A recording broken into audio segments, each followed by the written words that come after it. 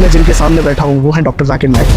1965 में आपकी पैदाइश हुई। जी हाँ, 18 अक्टूबर। 18 अक्टूबर मेरी भी है। बचपन का जो जाकिर नाइक था वो कैसा था? मैं शरारती था। डॉक्टर साहब, आप जो माहौल में आए, इसका क्रेडिट आपकी वालिदा को जाता है या वालिद को जाता है? अगर क्रेडिट जाता है डॉक्टर इसरा है। यजीद के मसले में मैं लाना चाह रहा हूँ आपको। ये जो कंट्रोवर्सी थी उसका जवाब तो पूरा मैंने मुकम्मल दे चुका। जरूरी का नादिर से सुने।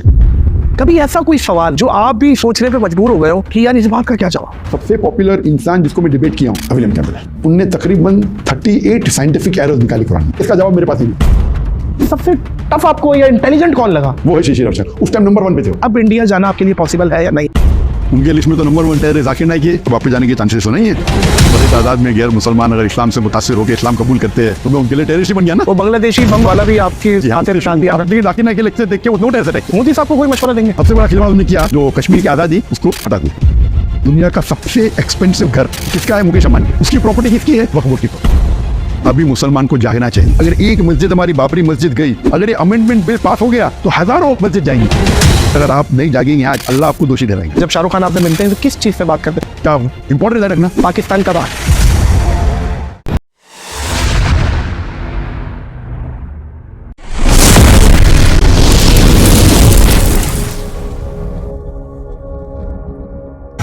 अस्सलामुअलैकुम दोस्तों, कैसे हैं आप सभी? आई होप आप फिट एंड फाइन होंगे एंड मज़े में होंगे। तो गाइज, आज हम इस वीडियो में बात करेंगे एक इंटरेस्टिंग पॉडकास्ट के बारे में जो कि आपने वीडियो के शुरू में देख चुके होंगे।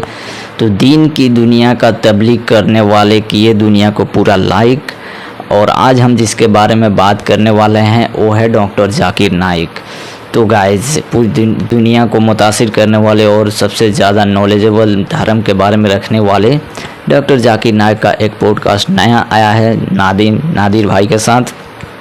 तो चलिए इस पॉडकास्ट के बारे में जानते हैं। इसमें ये पॉडकास्ट मुझे बहुत ही ज़्यादा इंटरेस्टिंग लगा और इसलिए लगा क्योंकि इसमें बहुत ही इम्पोर्टेंट पॉइंट को उठाया गया है। और इस पॉइंट में नादिर भाई पूछ रहे हैं कि आप इंडिया में क्यों बैन किए गए हैं, इसके बारे में कुछ चर्चा हुआ है। और दूसरा सवाल था कि सवाल पूछते वक्त कोई भी ऐसा सवाल आपके अगेंस्ट आया है जिसका जवाब आपको पता नहीं हो, ऐसा कोई जिसके बारे में आप जानते ही ना हो।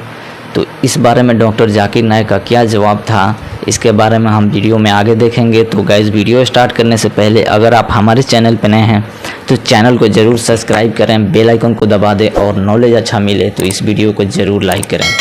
तो चलिए स्टार्ट करते हैं वीडियो को बिना किसी देरी के। Dream comes true. सपने सच में पूरे होते हैं। आप बिलीव करें कि मैंने जब पॉडकास्ट फॉर्मेट को शुरू किया तो कुछ मैंने टिक मारे थे नामों को कि ये मैं अल्लाह करे एग्जीक्यूट हो जाए।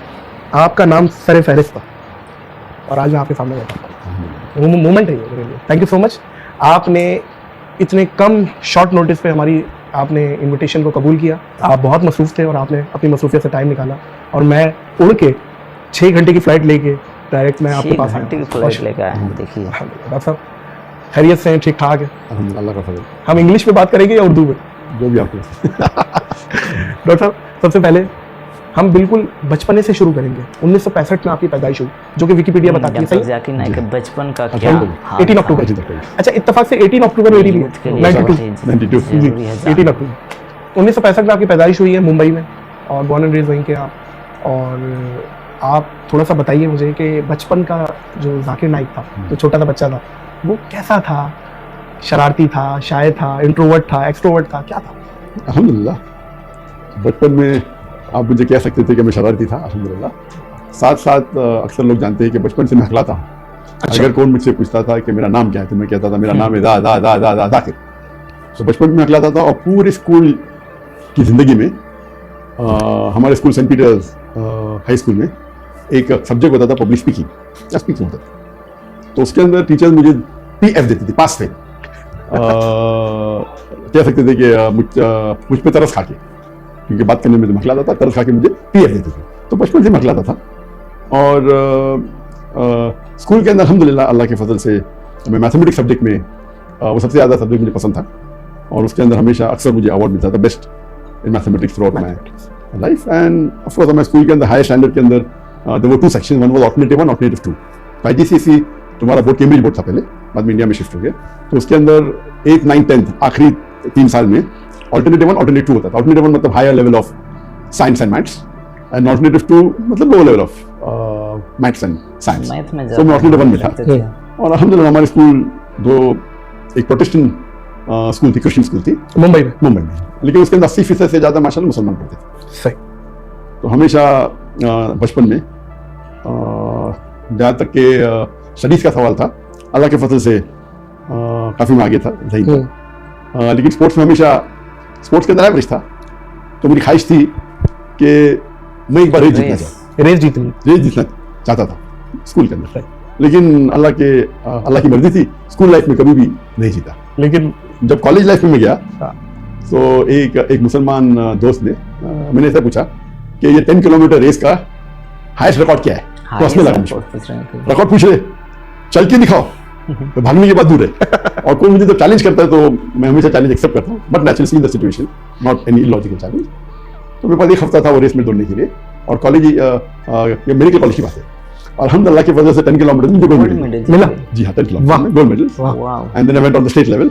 सो I was more of a long distance runner in my college days, दूर की दौड़ जिसके अंदर stamina is required, not short distance. My son Farik is more short distance runner, he is a sportsman.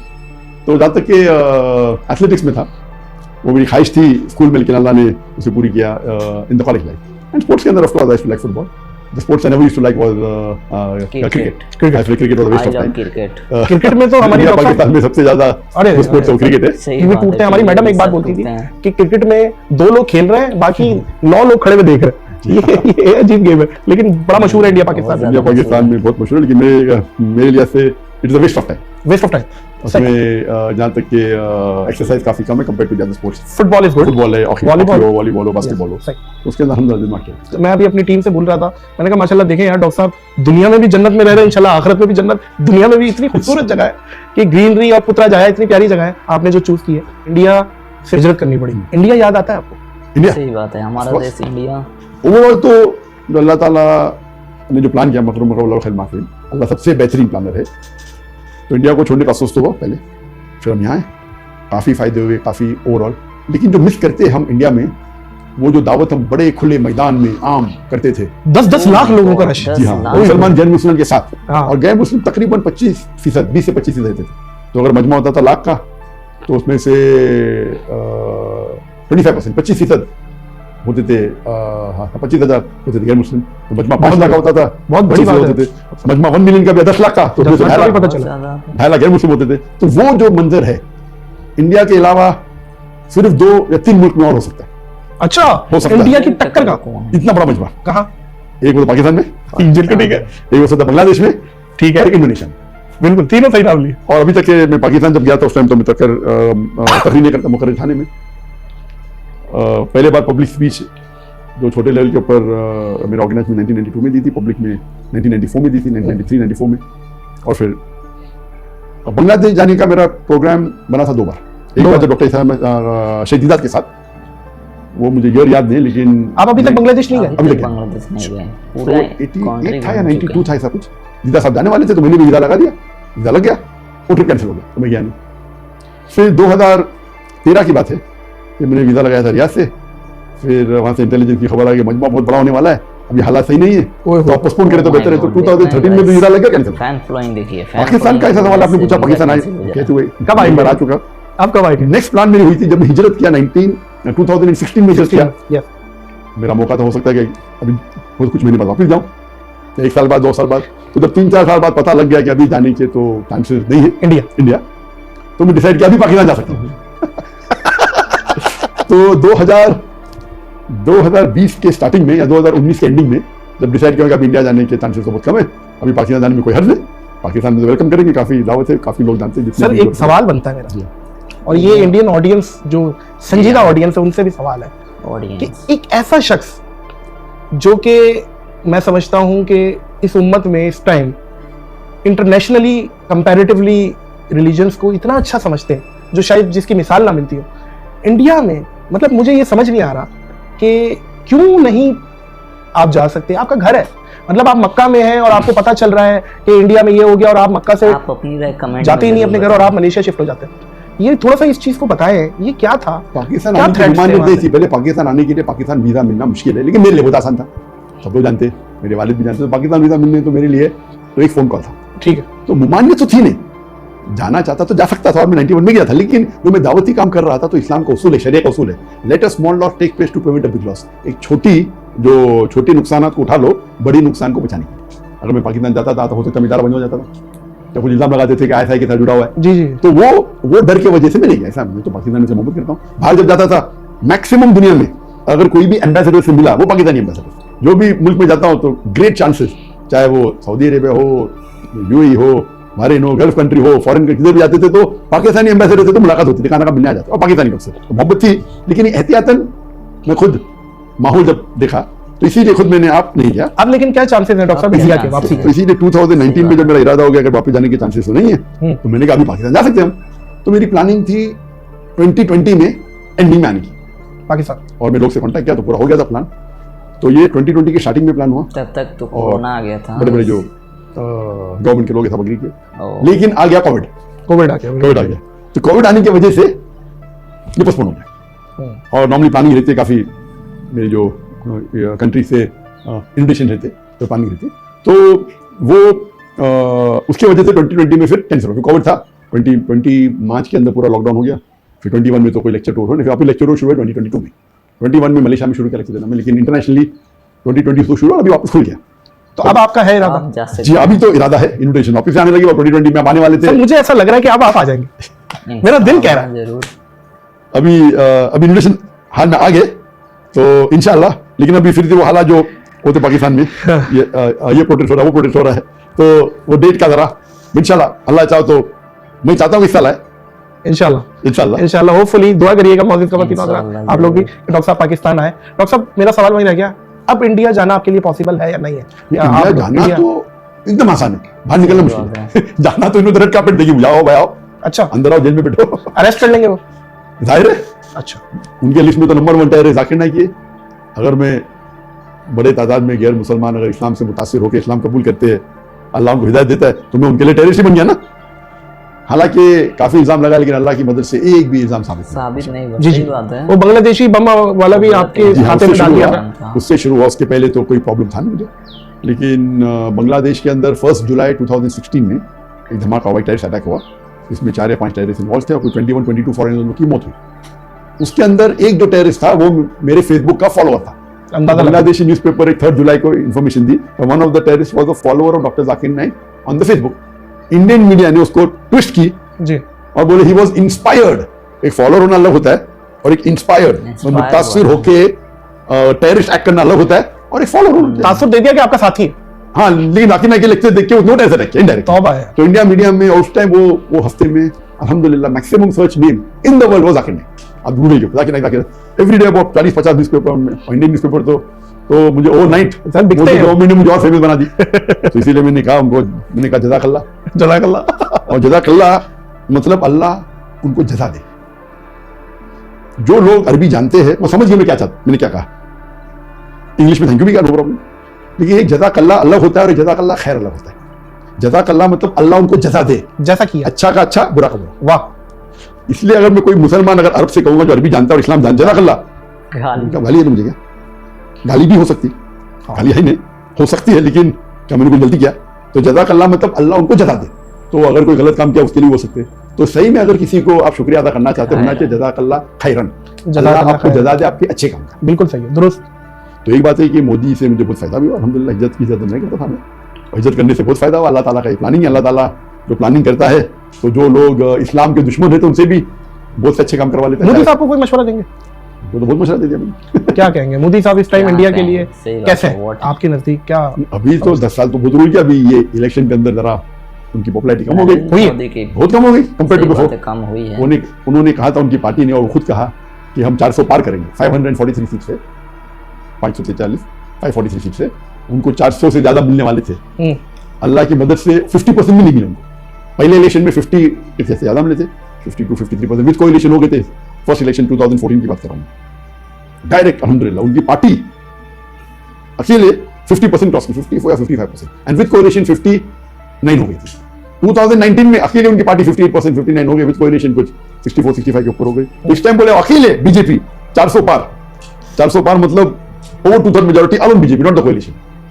तो 50% मिलने के लिए 270 260, 272, उनको मिले कुछ उससे कम मिले, 250 ऐसे कम मिले, और कोएलिशन के साथ वो 50% क्रॉस कर लिए, तो फिर से प्रधानमंत्री बन गए। लेकिन वो जो उनका रौब था, जो बढ़ते थे और लोगों ने खुदा मानने लगे, वो भी कम हो गया। इसीलिए जब उनके पास एब्सोल्यूट मेजॉरिटी होती और अगर कोएलिशन के साथ 2/3 होती, कुछ भी कर सकते, सही, मनमानी कर सकते, कॉन्स्टिट्यूशन से खिलवाड़ कर सकते, और सबसे बड़ा खिलवाड़ उन्होंने किया, वो 370 आर्टिकल को उन्होंने बैन कर दिया, निकाल दिया, और कश्मीर की आज़ादी उसको हटा दिया। और उस वक्त ये चल रहा था, जब 370 निकालने के पहले कुछ महीने पहले उनने अपने एक सबॉर्डिनेट, एक एमिसरी इंग्लिश में बोलते, एक आदमी को भेजा मुझे मिलने के लिए मलेशिया में। मिलना चाहते थे, मैं बोला कोई प्रॉब्लम नहीं। तो हमने 5 स्टार होटल में मुलाकात की इधर मलेशिया में, उतरजाई में। मैंने बोला आपको कौन भेजा है? तो बोला डायरेक्ट मुझे मोदी जी और अमित शाह ने भेजा, प्राइम मिनिस्टर, होम मिनिस्टर। ये कभी की बात है, 2018 जब ये 370 आर्टिकल निकला कश्मीर का, उसके कुछ महीने पहले, सही 18 था या 2018 तकरीबन 19 जो भी था।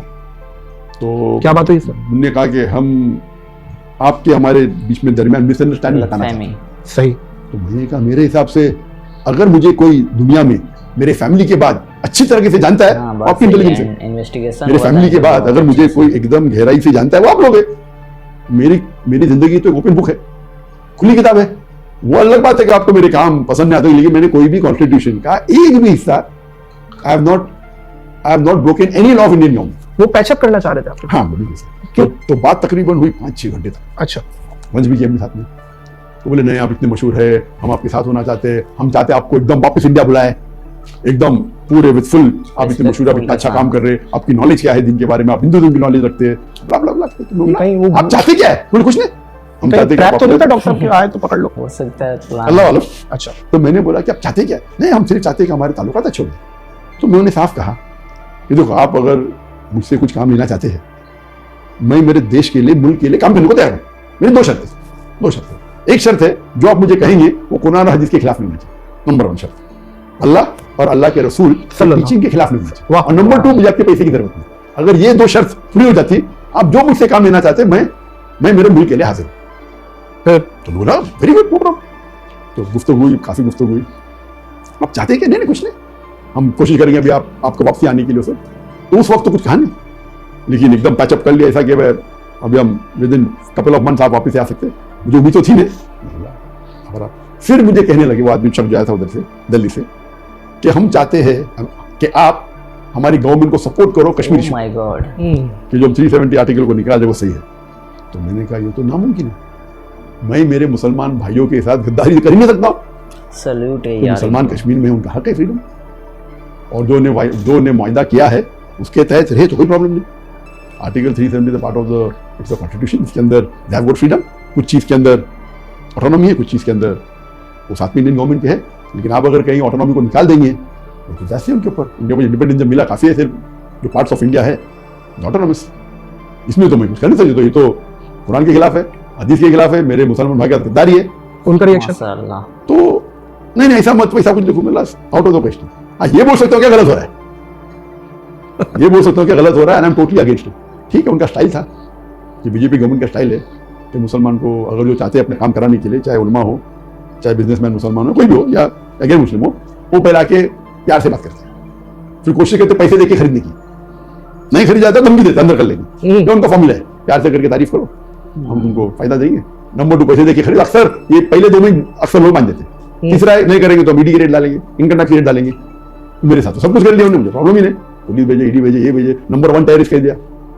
तो मैं थैंक यू बोलता हूँ। लोग मुसलमान में तो काफी लोग, अक्सर लोग जानते थे इंडिया में, गैर मुस्लिम में भी जानते थे, लेकिन मोदी के बाद ये गोदी मीडिया जो है, वो जो मुझे हमेशा मीडिया पे आने की वजह से अभी तो माशाअल्लाह बहुत small percentage non Muslim India में होंगे जो मुझे नहीं जानते। मुझे नहीं लगता कि नहीं जानती हूँ, बहुत कम हुई। तो ये उनकी बदौलत है। और उसके बाद लेकिन जब भी मैं ट्रैवल करता हूँ, चाहे मलेशिया में हो या बाहर हो, गैर मुसलमान अब भी मुझसे मोहब्बत करते हैं। उनका मेन प्रॉब्लम था कि जो मुसलमान में लेक्चर में आते वो अलग बात है, लेकिन मुतासर होके वो इस्लाम की जो गलत फहमी दूर हो जाते हैं, और काफी लोग इस्लाम भी कबूल करते हैं। तो उसकी वजह से उनका नुकसान हो रहा था, हिंदुत्व का जो स्टेटमेंट था ना। और फिर बाद में NEC एक्ट आ गया, वो बिल पास हो गया, वो चाहते थे उसके अंदर भी मैं सपोर्ट करूँ, मैं आउट ऑफ द क्वेश्चन। वाह। तो उस टाइम क्योंकि हम वापस तो पहलू पे आते कि वो मेजॉरिटी में थे तो पास कर सकते थे, कर पार्लियामेंट में जो ऑपोजिशन नहीं सकता है, लीडर ऑफ ऑपोजिशन भी नहीं है। इंडियन पार्लियामेंट का रूल है, लीडर ऑफ ऑपोजिशन होने के लिए आपके पार्टी को कम से कम 10% सीट चाहिए, तो 543 में से 55 सीट्स अगर आपकी पार्टी को मिले तो आप लीडर ऑफ बन सकते हैं। 10 साल तक के कोई भी पार्टी को 55 सीट्स भी नहीं मिले तो लीडर ऑफ अपोजिशन था ही नहीं। लेकिन ये इलेक्शन में अभी जो कुछ चंद महीने पहले 2024 में खत्म हुआ, अल्हम्दुलिल्लाह इसमें कांग्रेस को 99 सीट्स मिल गए और बाकी जो इंडिया का गठबंधन था उन्हें मेजॉरिटी तो नहीं मिला लेकिन क्लोज थे, तो नाउ द अपोजिशन स्ट्रांग। अभी क्या हो गया, आप जो बोले ना उनका दबाव और दबदबा मोदी का अभी कम हो गया। अभी ये दो मेजर जो पार्लियामेंट के साथ जो खिलवाड़ किया मुसलमानों के साथ और जो पार्लियामेंट में जो कॉन्स्टिट्यूशन में चेंज करके जो अमेंडमेंट करके जो मुसलमान पे बहुत सी चीज देखिए, ये दो मेन थे। अभी थर्ड करने जा रहे थे। कुछ हफ्ते पहले एक अमेंडमेंट बिल लेके हमने, वक्फ अमेंडमेंट बिल। वक्फ तो आप जानते हैं कि एंडोमेंट है और इंडिया में एक बॉडी जिसके पास सबसे ज्यादा लैंड है, number 1 is the defence of India, number 2 Indian railways, number 3 is the Muslim Waqf board. तो मुस्लिम वक्फ की तो जायदाद है, तो प्रॉपर्टी है, वो 9.4 लाख एकड़ है। 9.5 लाख तकरीबन 9.5 लाख एकड़ है, बताइए, यानी 41 बिलियन स्क्वायर फीट, यानी 3800 स्क्वायर किलोमीटर। कंट्री से ज्यादा है, छोटे छोटे कंट्री जो बाहर में उससे बड़ी है। जी जी जी। तो ये अभी बिल में अमेंडमेंट लेना चाहते हैं, क्या वो बिल के बोर्ड के ऊपर नॉन मुस्लिम को रखेंगे, हम गवर्नमेंट को और पावर देंगे। तो इंडियन कॉन्स्टिट्यूशन में नहीं आया था अभी, इंडियन कॉन्स्टिट्यूशन जो पार्टीशन हुआ, अभी स्कैनर आया था जो स्कैन करने पर मेल किया जाता इंडिया को डेमोक्रेटिक कंट्री बनाया। लेकिन हमारे जो मुसलमान थे उनने जो मुस्लिम पर्सनल लॉ बोर्ड कायम किया, ये एक फिनोमेनल है। तो इसमें कोई भी गैर मुस्लिम कंट्री दुनिया की है, India is one of the best और दी बेस्ट से, क्योंकि मुस्लिम पर्सनल लॉ बोर्ड है। वक्फ की प्रॉपर्टी जो है, जो मुसलमान ने ड्राफ्ट किया कॉन्स्टिट्यूशन में, ये वक्फ के जो पॉइंट्स है is better than many of the Muslim countries. Muslim country के तो वक्फ के पॉइंट्स है, वो इंडियन वक्फ बोर्ड और पावरफुल है। इतना महफूज किया गया है ताकि जो हमारे दादा परदादा थे, जो डिकेड और सालों पहले, 100 साल 150 साल पहले या जो वक्फ किया, उसको सिक्योर की थी। अब ये मोदी गवर्नमेंट उसको हड़प करना चाहता है। थर्ड लार्जेस्ट प्राइवेट है ये वक्फ जो है, इट्स नॉट पब्लिक, और बाकी तो गवर्नमेंट है ना, डिफेंस एंड रेलवे, ये तो प्राइवेट है मुसलमान की, यानी अल्लाह के लिए वक्फ किया गया, it should benefit only the Muslims. तो उसके अंदर वो अमेंडमेंट लेना चाहते हैं अपने पास। ठीक है, थोड़े मुसलमानों ने गलती की, मुसलमान जो मुतवल्ली है अब पैसा खाए और फायदा लिया, तो फायदा लेने से वक्फ बोर्ड का नुकसान हो रहा है। तो उस आड़ में उसको एक्सक्यूज बना के बोलते हैं हम अमेंडमेंट करना चाहते हैं, अमेंड करे तो ये पूरा हड़प कर सकते हैं। आप समझे ना, सब कुछ मुसलमान गलत है, जो मुतवल्ली है अपने फायदे के लिए रिश्वत लेते, कम भाव के ऊपर जमीन दे देते ऑन रेंट, और कई बार गवर्नमेंट चीप रेंट पे ले देती।